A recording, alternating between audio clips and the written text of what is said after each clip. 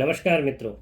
प्रतियोगी परीक्षाओं की तैयारी कर रहे छात्रों के लिए यह वीडियो हिंदी साहित्य के महान इतिहासकार आचार्य हजारी प्रसाद द्विवेदी पर केंद्रित है। आइए जानते हैं उनके जीवन, कृतित्व और हिंदी साहित्य के काल विभाजन में उनके योगदान को। यह video net, JRF, DSSB, TGT, PGT जैसी परीक्षाओं के लिए अत्यंत उपयोगी रहेगी। आचार्य हजारी प्रसाद द्विवेदी का जन्म 1907 ईस्वी में उत्तर प्रदेश के बलिया जिले के छपरा गांव में हुआ। हिंदी साहित्य को एक नई दिशा देने वाले इस विद्वान का निधन 19 मई 1979 ईस्वी में हुआ।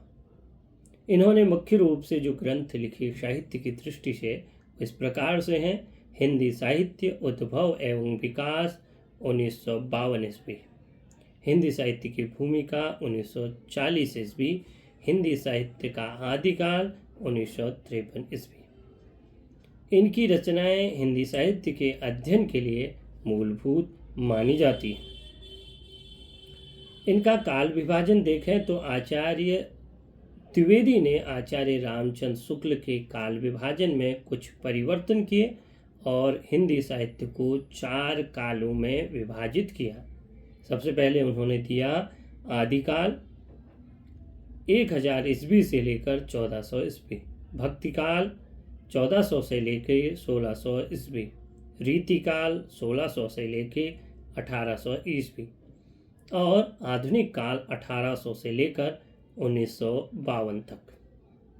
उन्होंने आचार्य रामचंद्र शुक्ल के वीरगाथा काल को आदिकाल नाम दिया और इसे अत्यधिक विरोधों एवं व्याघातों का युग भी कहा।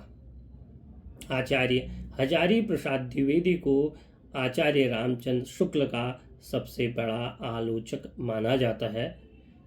डॉक्टर गणपत चंद्र गुप्त के अनुसार संभवतः द्विवेदी जी सबसे पहले व्यक्ति हैं जिन्होंने आचार्य शुक्ल की अनेक धारणाओं को चुनौती देते हुए उन्हें प्रमाणों के आधार पर खंडित किया।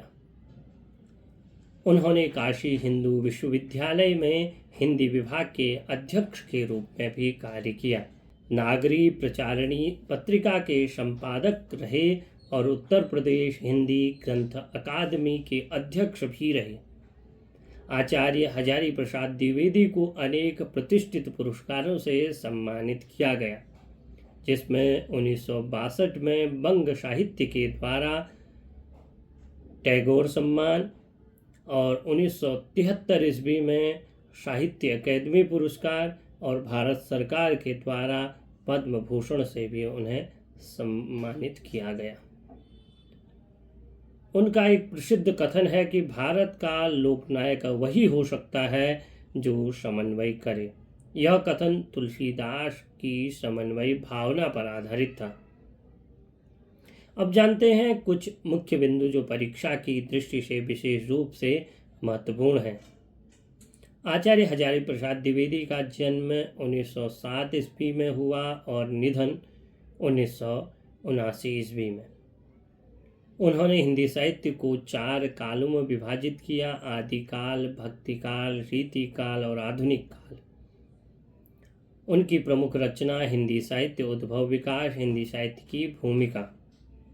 वे आचार्य रामचंद्र शुक्ल के सबसे बड़े आलोचक माने जाते हैं। उन्हें पद्म भूषण और साहित्य अकादमी पुरस्कार से भी सम्मानित किया गया। तो मित्रों, यह था हिंदी साहित्य के महान विद्वान आचार्य हजारी प्रसाद द्विवेदी पर एक विशेष वीडियो। अगर आपको यह जानकारी उपयोगी लगी तो इसे लाइक करें, शेयर करें और हमारे चैनल को सब्सक्राइब करना ना भूलें। धन्यवाद।